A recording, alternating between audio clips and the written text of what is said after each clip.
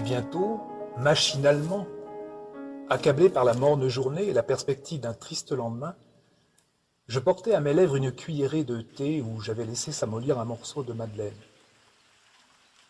Mais à l'instant même où la gorgée mêlée des miettes du gâteau toucha mon palais, je tressaillis, attentif à ce qui se passait d'extraordinaire en moi. Un plaisir délicieux m'avait envahi, isolé, sans la notion de sa cause.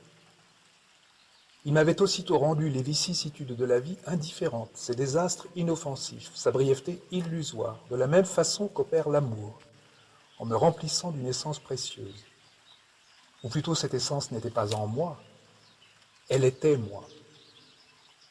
J'avais cessé de me sentir médiocre, contingent, mortel. D'où avait pu me venir cette puissante joie? Je sentais qu'elle était liée au goût du thé et du gâteau, mais qu'elle le dépassait infiniment, ne devait pas être de même nature. D'où venait-elle? Que signifiait-elle? Où l'appréhender? Je bois une seconde gorgée où je ne trouve rien de plus que dans la première. Une troisième qui m'apporte un peu moins que la seconde. Il est temps que je m'arrête, la vertu du breuvage semble diminuer.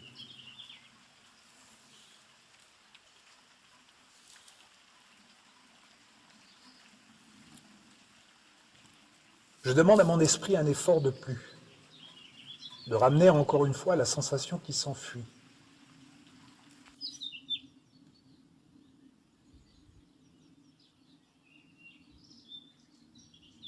Puis une deuxième fois, je fais le vide devant lui. Je remets en face de lui la saveur encore récente de cette première gorgée. Et je sens tressaillir en moi quelque chose qui se déplace, voudrait s'élever. Quelque chose qu'on aurait désancré, à une grande profondeur. Je ne sais ce que c'est, mais cela monte lentement.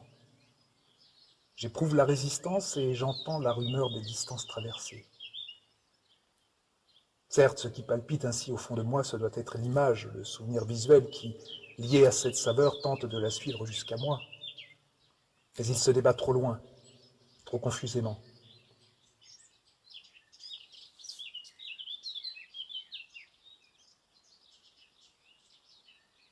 Et tout d'un coup, le souvenir m'est apparu. Ce goût, c'était celui du petit morceau de madeleine que le dimanche matin à Combray, parce que ce jour-là, je ne sortais pas avant l'heure de la messe. Quand j'allais lui dire bonjour dans sa chambre, ma tante Léonie m'offrait, après l'avoir trempé dans son infusion de thé ou de tilleul.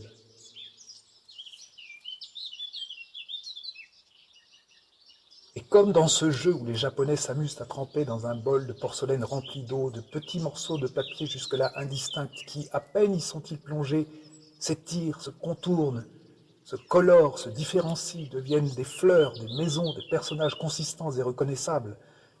De même maintenant, toutes les fleurs de notre jardin,